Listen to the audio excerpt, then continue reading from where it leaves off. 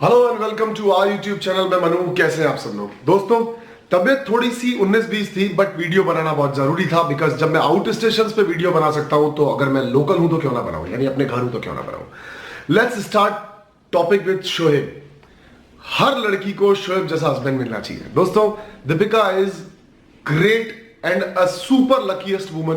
क्या आदमी था वो, मुझे बहुत जबरदस्त लगा। इवन दो दीपिका जी भी वैसी की वैसी हैं, बहुत जबरदस्त केमिस्ट्री दोनों के बीच में और जबरदस्त वाली दोस्ती है। दोस्तों, क्या मतलब एक दिख रहा था उनके प्यार में स्पार्क, और फिर बिग बॉस का पीछे से गाना चला देना, और मतलब ट्रमेंडस यार। मतलब I am telling you man, वो बहुत बहुत ज्यादा लकी लोग होते हैं जो ऐसा कपल होते हैं, या फिर जिनके पास ऐसी बीवी ऐसा हस्बैंड होता है। आई मस्ट से, आज तो मुझे कहना ही पड़ेगा दीपिका और शोएब के लिए। कितने मीठे तरीके से वो आदमी बात करता है यार। और जब उसने अपना जैकेट उतार के अपनी वाइफ को दिया, that was a super happening moment. आप लोगों ने अगर नोटिस किया हो तो दीपिका बहुत सारे लूज लूज जंपर्स और कपड़े पहनती है। वो मोस्टली कपड़े शोएब के पहनती है, आप सब लोगों को पता होगा, आई एम श्योर। बट मेरा कहने का दिल कर रहा है इसलिए बता रहा हूं। ये भी बहुत जबरदस्त चीज थी दोस्तों, मुझे बहुत बहुत बहुत ज्यादा अच्छा लगा है देख करके।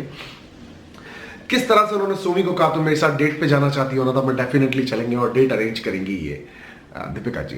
एंड देन दोस्तों, उसके बाद में वो रोमिल के पास गए और रोमिल से जाके भी उन्होंने बात की। और श्री से जब भाई का, पीछे से दीपिका ने कहा आपसे बड़े हैं साला का, तो दीपिका ने कहा आपसे बड़े हैं। बहुत ज्यादा नेचुरल और एक रियलिस्टिक मूवमेंट था। लग रहा था कि इन लोगों के बीच में वो स्पार्क और वो मोहब्बत है। सीरियसली शोएब, सुपर यार, बंदे हो तुम यार।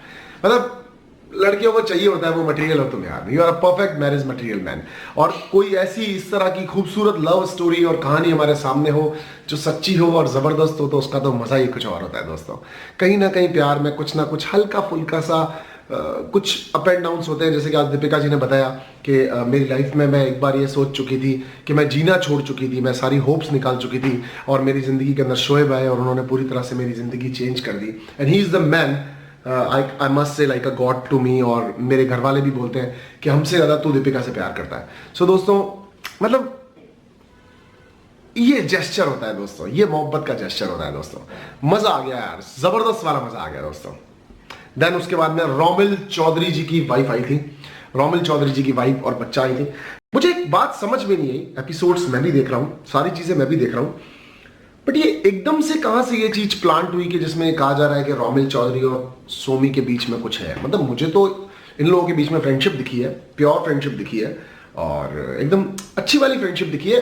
रोमिल थोड़ा मस्तीखोर है, हल्की फुल्की छेड़छाड़ करता है, मतलब मजे करता है, मजे में छेड़ता है। अपनी बहन को जैसे छेड़ते हैं या फिर कजन को जैसे छेड़ते हैं, वो उस तरह की हरकतें करता है। मगर ये भी एंगल अगर बाहर अच्छा बुरा दिख रहा है तो it is actually questionable thing कि ये कैसे दिख रहा है, क्योंकि मुझे ये चीज बिल्कुल समझ में नहीं आई।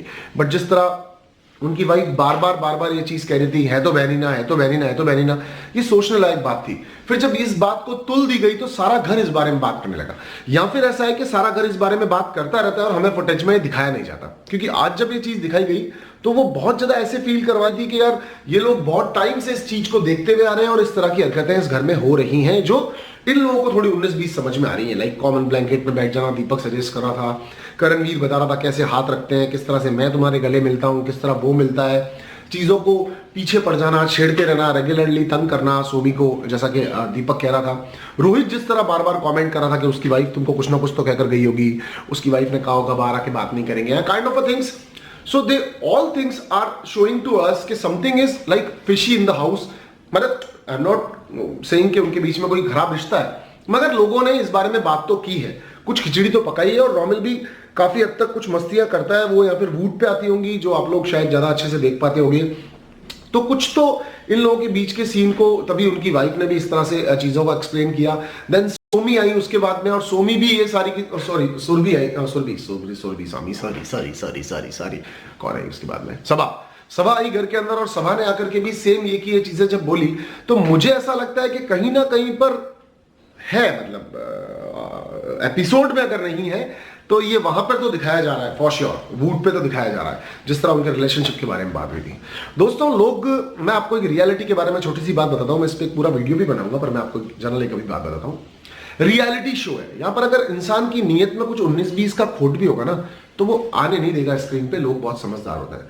जैसे कई लोगों ने दीपक के भी जेस्चर पे बहुत सारे क्लेम्स किए कि दीपक सही है गलत हो सकता है, दीपक उससे प्यार करता है नहीं करता है, फुटेज के लिए कर रहा है। सो नहीं दोस्तों, दीपक की आंखों में दिखता है कि दीपक भी कहीं ना कहीं कनेक्टेड फील करता है सुरभि के साथ और सोमी के साथ में, और वो सोमी को उतना ही पसंद करता है जितना वो बताता है।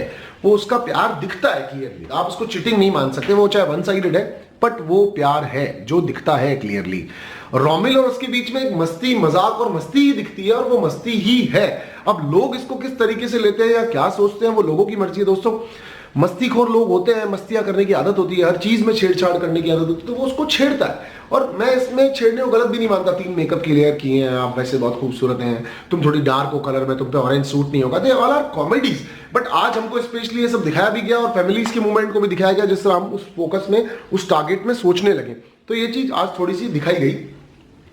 और दोस्तों एक चीज बताता हूं, इसके अलावा एक और चीज हुई। रोमिल अकेले में बैठ करके अपने 10 हफ्तों की पीरियड वाली बात, रोहित ने जो आधी सही और आधी गलत अपनी मर्जी से बात बोली थी, लाइक उसने कहा था कि इसको लेकर के यहां तक मैं आया, उसने ऐसा नहीं कहा था। उसने ये जरूर कहा था कि अक्ल नहीं है इसके अंदर, इतनी अक्ल नहीं है दीपक के अंदर, ये रोमिल ने जरूर कहा था। और वो दोस्त को कह सकता है यार, इसमें कोई गलत बात नहीं है।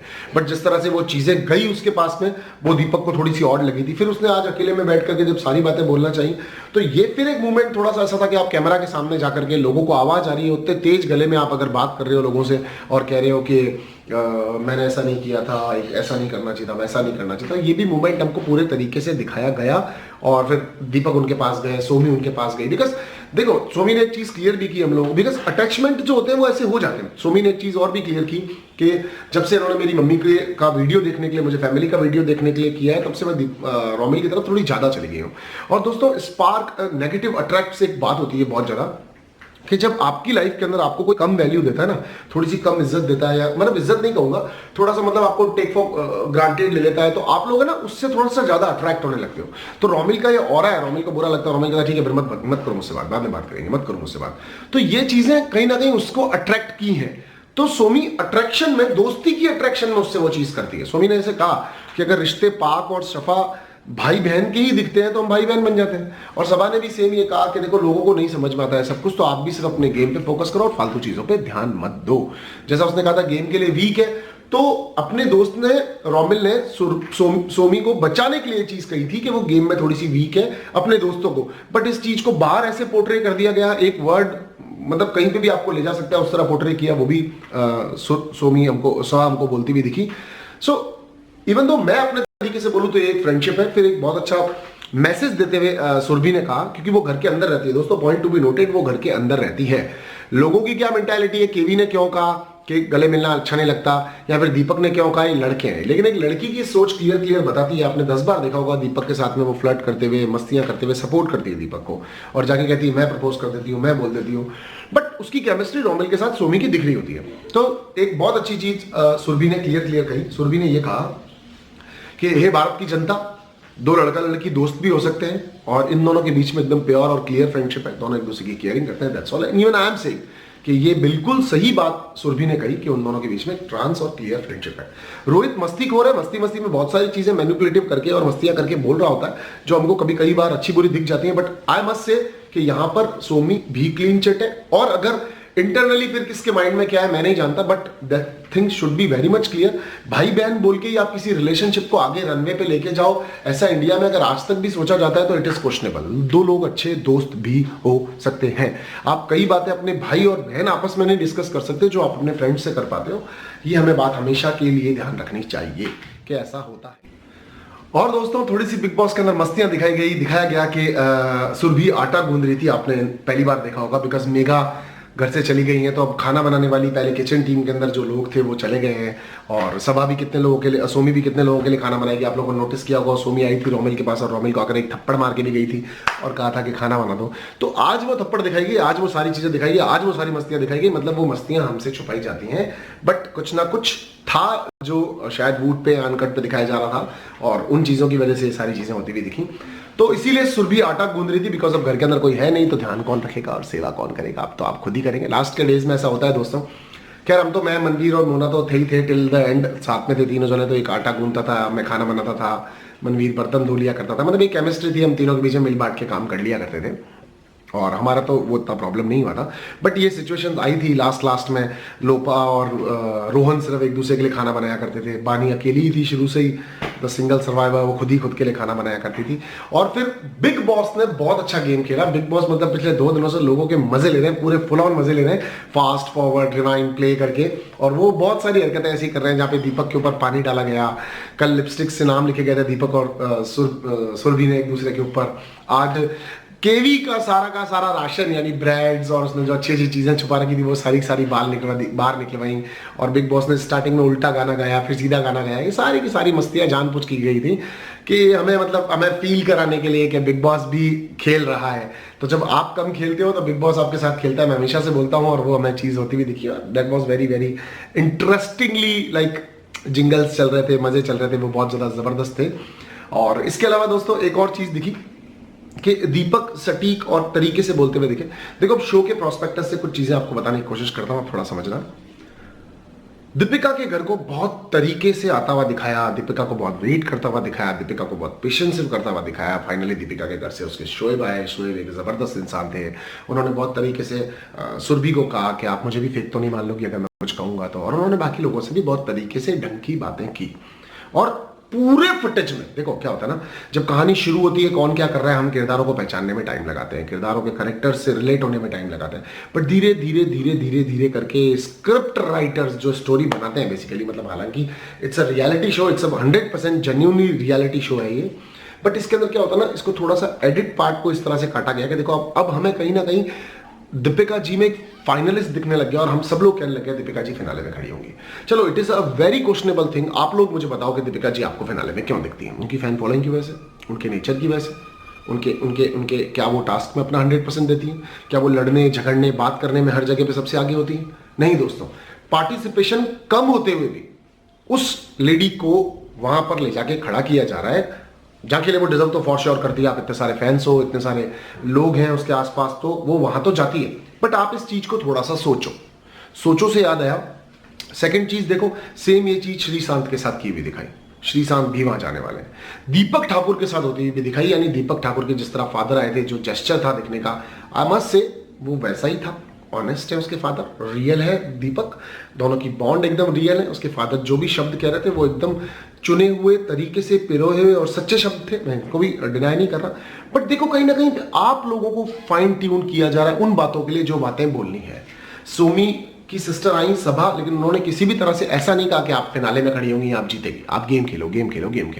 रोमिल की फैमिली आई, रोमिल की ने खुद ने कहा होगा मैं 5 बार जीतूंगा, लेकिन रोमिल की वाइफ बोल करके नहीं गई। तो थोड़ा सा आप ही को दिखाते हुए, दृश्यम मूवी के अंदर एक डायलॉग कहा गया था दोस्तों कि दृश्यम का बेसिकली मतलब क्या होता है, आपको कुछ विजुअल्स दिखाए जाते हैं जो आपके दिमाग में जाकर के सेट हो जाते हैं। तो ये वो विजुअल्स हैं जो हमको दिखाए गए, जो हमारे दिमाग में अब सेट हो जाएंगे, हम उसकी धुन में चलने लगेंगे और हमको पता ही नहीं चलेगा रिजल्ट क्या हो गया।